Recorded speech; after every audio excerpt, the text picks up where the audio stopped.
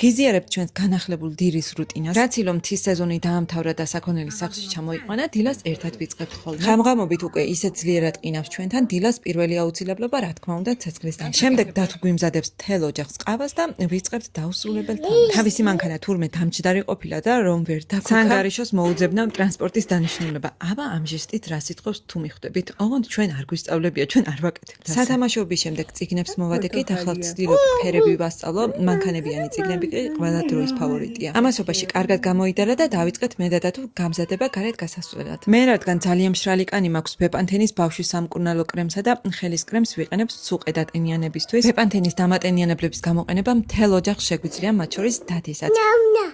ნამნა არა ეგ.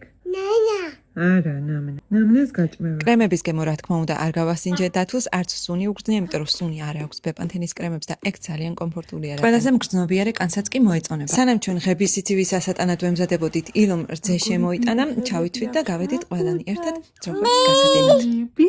ჩვენი გოგონების და დათოს სასეირნო გზა ერთმანეთს ემთხვევა, ამიტომ მთელ ოჯახს ესე ერთად შეგვიძლია წამოსვლა. მთელ ოჯახში იგულისხმებიან რა თქმა უნდა ბომბორა, ბაჯბაჯა, აფთარა. ბოლოს დათოს საყვარელ ადგილას წყალთან ვემშვიდობებით ხოლმე ერთმანეთს, წყალში ქვების ჩაყრიცაც ვერთობით და მოვდივართ სახლში.